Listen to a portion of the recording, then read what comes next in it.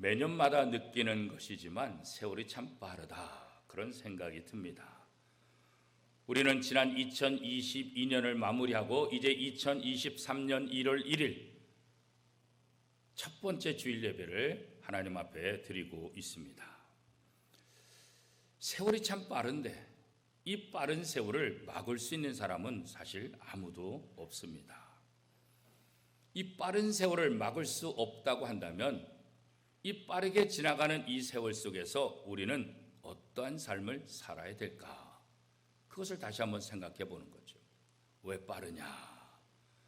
아쉽다. 이런 생각을 하기보다는 그렇게 빨리 지나가는 인생, 그렇게 빨리 지나가는 세월 속에서 어떻게 하면 가치 있고 어떻게 하면 보람 있는 삶을 살 수 있을까? 이 생각을 한다고 한다면 아쉬운 세월을 원망할 것이 아니라 오히려 감사하고 기쁨의 한 해 한 해를 우리가 맞이하게 될 것입니다. 우리는 그렇기 때문에 우리에게 주어진 시간에 최선을 다해야 되죠. 왜냐하면 세월은 우리를 기다려주지 않기 때문에 그렇습니다. 내가 몸이 아프다고, 내가 준비가 안 됐다고, 내가 좀 더 열심히 해보겠다고 조금만 기다려달라. 사람에게는 그 말이 통할 수 있을지 모르지만 세월 앞에 아무도 그 말이 통할 수가 없다는 것, 우리가 분명히 기억해야 합니다. 한국교회는 지난 140년의 기독교 역사 가운데 예배를 통해서 영적 풍성함을 누려왔던 것이 사실입니다. 한국교회 예배는 전 세계 어느 교회 예배보다도 열정적이고 풍성하고 예배드리는 횟수도 굉장히 많은 것이 사실입니다. 그러나 코로나19 상황 속에서 지난 3년의 시간 동안 한국교회 예배는 평상시의 예배의 풍성함을 누릴 수가 없었습니다. 현장에서 예배를 드리지 못하는 안타까운 시간들을 보내게 되고 그나마 온라인으로 예배를 드리는 것을 만족해하는 그런 모습에 우리는 감사를 해야 했습니다.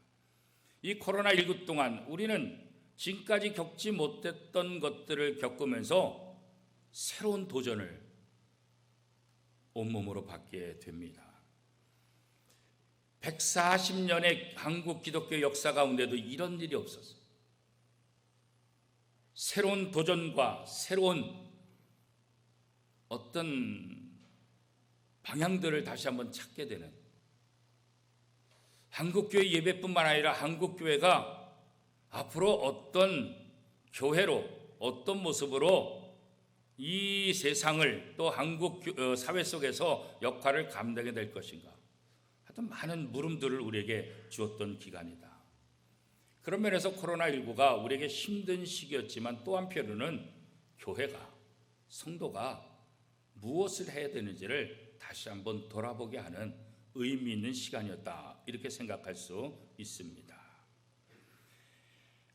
한국 교회와 성도들이 이 코로나19를 겪으면서 어떻게 보면 현장 예배와 점점 이렇게 멀어지는 그런 모습들이 아직도 남아있어요. 그리고 특별히 교회 학교 부분에 있어서는 이 회복되는데 더 많은 시간들이 필요한 것 같아요. 이러한 현상은 어떤 면에서 보면 편리함 속에서 나타나는 현상이기도 해요. 물론 코로나19라는 특수한 상황 속에서 있었지만 시간이 지나고 현장 예배를 드릴 수 있음에도 불구하고 편리함 때문에 온라인 예배에 더 관심을 갖게 되고 또 온라인 예배로 만족하려고 하는 그런 성도들의 모습도 참 많이 있다는 것을 통계를 통해서도 우리가 볼 수 있습니다. 신앙생활은 편리함만 추구할 때 생명력과 역동성을 잃어버릴 수 있게 된다는 거죠. 이러한 모습 속에 보면 경건의 모습은 있으나 그 능력을 잃어버린 신앙인의 모습, 그것과 비슷합니다. 지난 140여 년 동안 한국교회가 그토록 중요시 여겼던 예배, 또 경건훈련, 이런 아름다운 신앙의 전통들이 코로나19라는 상황을 맞닥뜨리면서 한국교회의 가장 아름답고 좋았던 모습들을 점점 잃어버리게 되고 영원히 그 모습을 다시 회복할 수도 없겠다는 그런 안타까움이 또 우리 모습 속에 있는 것도 사실입니다. 낯설기만 했던 코로나19의 혹독한 시기를 지나면서 이제 코로나19 이후, 포스트 코로나19 이후에 우리가 이제 어떤 삶을 살아야 될 것인가, 이런 부분에 한국교회가 이제 많은 고민들을 하고 있고, 올 한 해 그래서 많은 교단과 교회들이 예배 회복에 초점을 두고 있는 것이 사실입니다. 우리의 신앙의 선배들이 우리에게 물려주었던 아름다운 전통, 아름다운 예배, 아름다운 경건 훈련들, 이런 것들을 지키기 위해서 우리는 어느 때보다도 우리의 신앙을 더 든든히 세워야 되겠다. 그렇지 않으면 그 아름다운 신앙의 전통들을 우리 후손들에게 물려줄 수가 없다는 그 위기감이 또 한국교회에 함께 있는 것도 사실입니다. 우리가 사람들에게 선물을 할 경우가 많이 있지 않습니까? 이 선물에는 여러 가지 의미가 있습니다. 일반적으로 사람에 대한 선물을 이렇게 준비할 때 보면 단순히 선물만 준비하는 것이 아니라 마음을 담아서 선물을 준비하죠.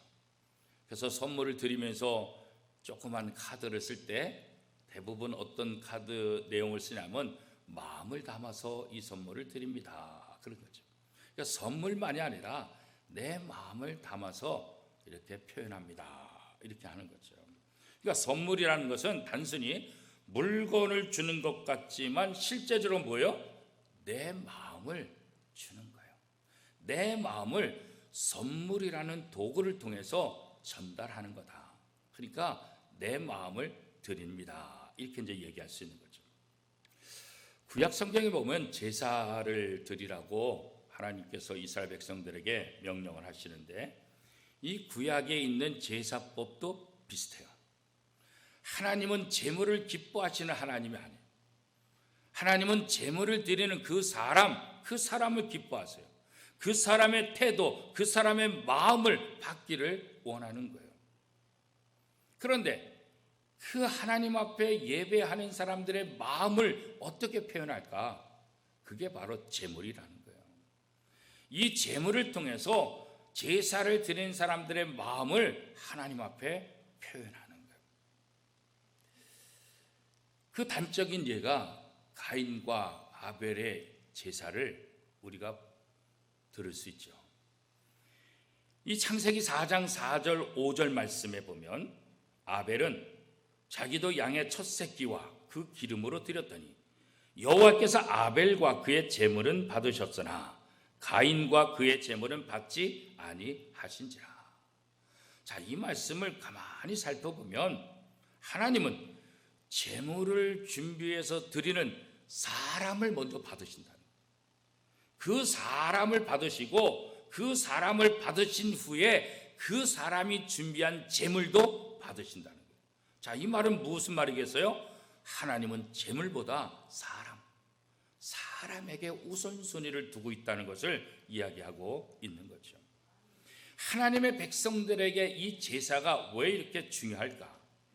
하나님과 이스라엘 백성들의 관계를 시편 50편 5절은 이렇게 표현하고 있습니다. 이르시되 나의 성도들을 내 앞에 모으라. 그들은 제사로 나와 언약한 이들이니라.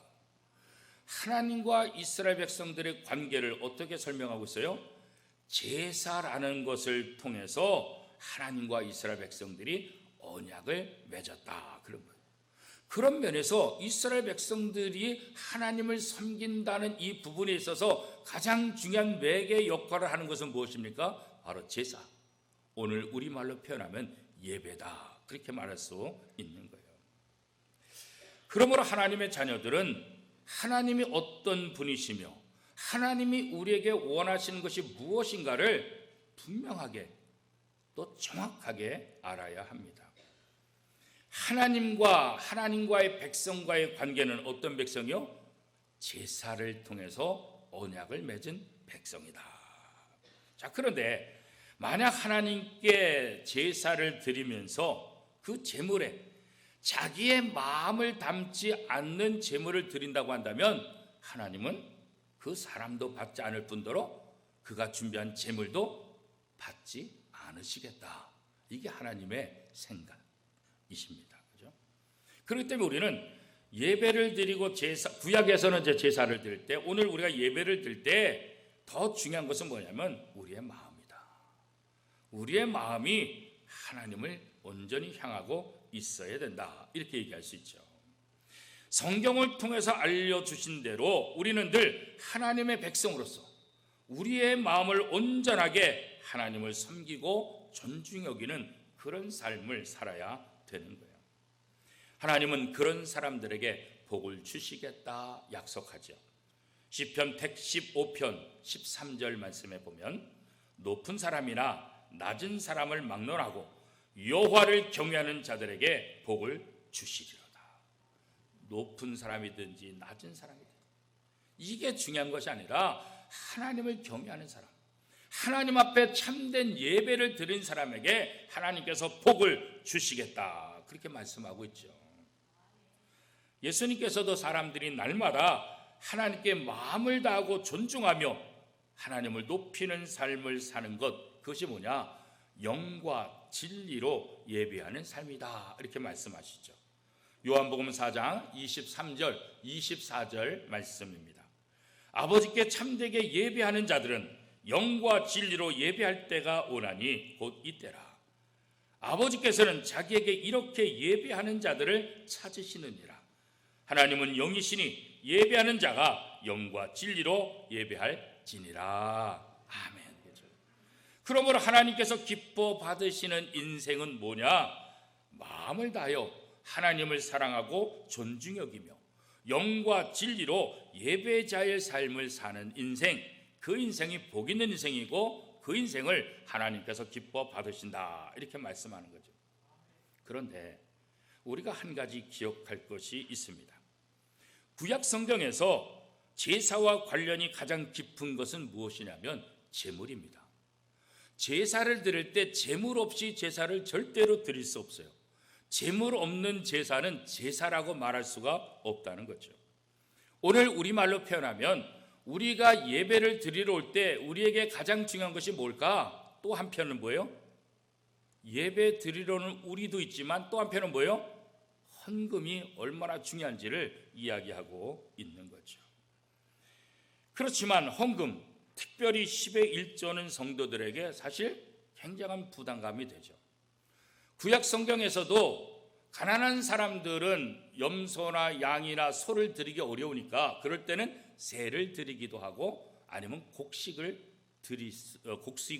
제사를 드릴 수 있도록. 그러니까 가난한 사고 연약한 사람들도 하나님 앞에 예배를 드려야 되는데 가난하기 때문에 큰 제물을 준비하지 못한다 할지라도 작은 것, 새라든가 곡식을 통해서라도 하나님 앞에 예배를 드릴 수 있도록 그런 것들을 하나님께서 다 준비해 놓으신 것을 우리가 보게 되는 거죠. 오늘 예배를 드리면서 신앙생활 하면서 10의 1조를 꼭 해야 되는가 그런 생각을 하는 분들이 종종 있어요. 이 헌금과 10의 1조는 어떻게 보면 신앙의 문제일 수도 있고 또 그렇지 않을 수도 있어요.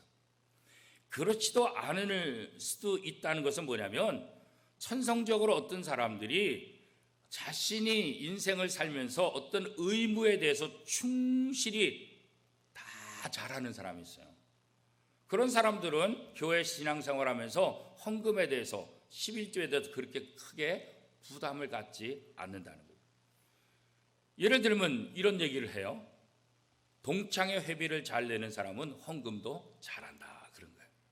이게 뭐냐면 세상에서도 자기에게 주어진 의무 그것을 잘하는 사람들은 교회 안에서도 이게 교인의 의무구나 그러면은 그렇게 어렵게 생각하지 않고 잘할 수 있다는 거죠.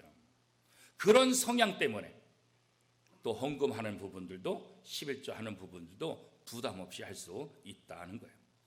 그런데 믿음의 측면에서는 또 다른 거죠. 믿음의 측면에서 보면 이 헌금과 11조는 누가 하냐?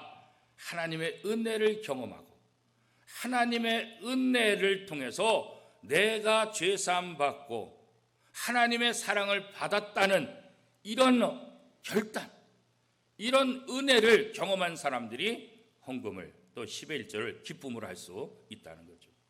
그래서 헌금하는 것 그 자체로 그 사람의 믿음을 평가하기는 쉽지는 않다.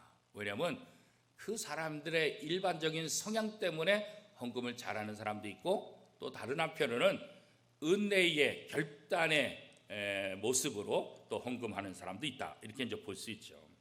그런데 성경은 이 헌금 10의 1조를 신앙과 연결시키고 있다는 거예요. 저희 선배이기도 하지만 또 한국교회에 많은 영향력을 끼쳤던 분 중에 한 분이 김동호 목사님이라는 분이 계시잖아요. 이 김동호 목사님이 이런 말을 하셨어요. 나는 11조 하는 교인들과 목회하고 싶다. 그래서 나는 10의 1조를 하는 교인들과 목회하고 싶다. 그러면서 그 이유를 이렇게 설명하고 있어요. 11조를 안 하는 사람은 일반 군인, 요즘 말하면 공익요원과 같지만 10의 1조를 하는 교인들은 마치 군대에서 특공대와 같다. 이 말은 헌금이 쉽지 않다는 거예요. 일반 군인들보다도 공익요원보다도 특공대는 더 훈련도 세게 하고 군복무 생활하는 것도 어렵다는 거죠. 교인들로서 10의 1조를 하고 헌금한다는 거 그게 쉽지 않다는 거예요. 그것을 알기 때문에 10의 1조를 하는 교인들과 나는 목회를 하고 싶다. 그런 표현을 했던 것을 알 수가 있어요.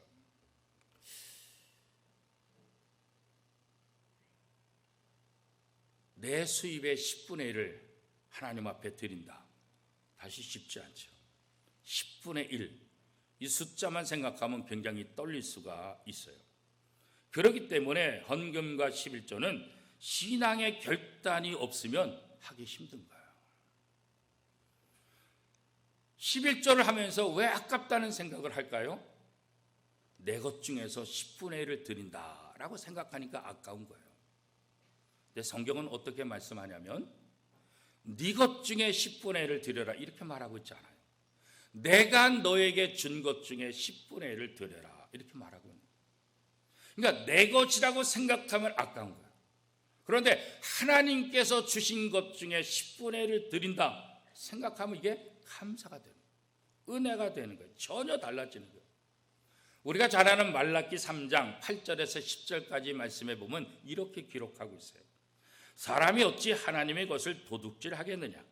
그러나 너희는 나의 것을 도둑질하고도 말하기를 우리가 어떻게 주의 것을 도둑질하였나이까 하는도다. 이는 곧 11조와 봉헌물이라. 너희 곧 온 나라가 나의 것을 도둑질하였으므로 너희가 저주를 받았느니라. 만군의 여호와가 이르노라. 너희의 온전한 11조를 창고에 들여 나의 집에 양식이 있게 하고 그것으로 나를 시험하여 내가 하늘 문을 열고 너희에게 복을 쌓을 곳이 없도록 붙지 아니하나 보라. 하나님께서는 내 것의 10분의 1을 드리라 그렇게 말하죠. 하나님께서 주신 것의 10분의 1을 드리라. 그렇기 때문에 헌금과 11조는 돈의 문제가 아니라 무엇의 문제가 되는 거예요? 신앙의 문제예요. 하나님과의 관계의 문제예요. 하나님께서 주셨구나 이 생각을 하게 되면 10의 1조 헌금하는 부분이 오히려 감사가 되는 거예요. 11조가 늘어나고 헌금을 많이 하면 할수록 오히려 더 감사가 커질 수 있는 거죠. 그런데 일반적으로 사람들은 11조가 늘어나면 점점 더 불안해지고 아까워지는 게 사실이에요. 어제 장로님들과 저녁 식사를 했는데 담소를 나누다가 한 장로님께서 다른 장로님들에게 장로님은 11조 1,000만 원 하시기를 바랍니다. 장로님은 한 달에 11조 2,000만 원 하기를 바랍니다. 그랬더니 장로님들이 아멘, 아멘 그리고 받으시더라고요. 예. 아멘으로 받겠습니다 그러시더라고요. 이 11조라는 것 참 쉬운 것은 아닙니다. 신앙생활을 열심히 하는 한 성도님이 하나님 앞에 기도했어요. 하나님, 제가 돈을 벌면 11조를 충실히 하겠습니다. 그래서 10만 원을 벌었을 때 10,000원씩 꼬박꼬박 11조를 드렸어요. 11조를 하면서 점점 물질의 복을 받기 시작하는 거예요. 어느 정도까지 복을 받느냐? 11조를 1,000만 원까지 할 수 있을 정도로 복을 받은 거예요. 그런데 1,000만 원을 벌다 보니까 11조를 얼마 해야 돼요? 100만 원 해야 되잖아요. 그죠? 근데 100만 원 11조를 하려고 생각하니까 아까운 거예요. 힘든 거예요. 그래서 이분이 하나님께 다시 기도했어요. 하나님, 11조 액수가 너무 커서 너무나 부담이 됩니다. 너무 힘든데 어떻게 할까요? 그랬더니 하나님께서 이렇게 말씀하시더래요. 그래? 그러면 옛날 10만 원으로 다시 돌려줄까? 그렇게 얘기를 하셨대요. 사실 우리 삶에 부담되는 건 많이 있어요. 근데 부담되는 것이 축복이에요. 거룩한 부담이 되는 거예요. 여러분, 자식들 때문에 속 썩을 때가 많잖아요. 골치 아플 때가 많잖아요. 그런 이 자식은 뭐예요? 축복이라고. 때로는 남편 때문에, 때로는 아내 때문에 골치 아프고, 아내 때문에, 남편 때문에 내가 십자가를 왜 져야 되나? 그렇게 생각할 때가 있잖아요. 그런데 살다 보면 아내가, 남편이 축복인 것을 알게 되는 거죠. 11조와 헌금, 분명히 우리들에게 부담되는 것 사실이에요. 그러나 신앙과 연관시켜서 이 헌금과 이 11조는 하나님께서 우리에게 주시는 복이라는 사실을 우리가 다시 한번 깨달을 수 있기를 바랍니다. 예배도 마찬가지죠. 우리가 주일 예배, 수요 예배, 금요 기도회, 새벽 기도회, 교회가 모이는 공적인 예배 참석한다는 거, 이거 참 어려워요. 요즘같이 어르신들도 다 하루 이틀 아르바이트하고 직장 생활하는 이런 상황 속에서 이렇게 모든 공예배에 다 참석한다는 것은 쉽지 않아요. 너무나 부담이 돼요. 그러나 공예배에 빠짐없이 참석하는 거 부담이 되지만, 이 예배 참석하는 것이 뭐예요? 성도들에게서 뭐예요? 축복이라는 사실이에요. 거룩한 부담감은 하나님이 우리에게 주신 축복이라는 거예요. 그래서 로마서 12장 1절은 이렇게 말합니다. 그러므로 형제들아, 내가 하나님의 모든 자비하심으로 너희를 권하노니 너희 몸을 하나님이 기뻐하시는 거룩한 산 제물로 드리라. 이는 너희가 드릴 영적 예배니라. 참된 예배는 형식적인 예배가 아니에요. 참된 예배는 그냥 예배 장소에 왔다고 해서 참된 예배를 드릴 수 있는 게 아니에요. 참된 예배자는 예배 때만 하나님을 의식하는 거, 그거 아니에요. 우리의 전 일상 삶, 여기서 참된 예배, 참된 예배자로 하나님 앞에 드려야 된다는 거예요. 그러므로 우리 개인 생활, 우리 가정 생활, 우리의 직장 생활, 우리들의 이웃과의 생활, 우리의 신앙 생활, 이 교회 생활은 모든 면에 있어서 굉장히 중요한 거죠.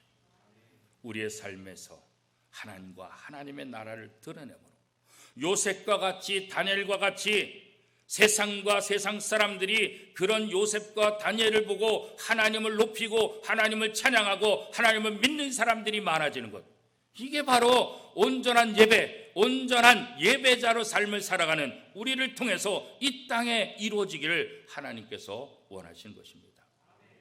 사랑하는 원미동교회 성도 여러분, 2023년도에 우리 원미동교회가 참된 예배를 드리는 교회로, 원미동교회 모든 성도들이 하나님 앞에 참된 예배자로 온전히 회복되어서 예배를 통해서 하나님과 하나님의 나라를 드러내고, 세상에서 우리를 통해서 하나님을 모르는 사람들이 하나님 앞에 나오는 역사들이 날마다 이루어지는 축복의 통로로 쓰임받기를 다시 한번 소원합니다.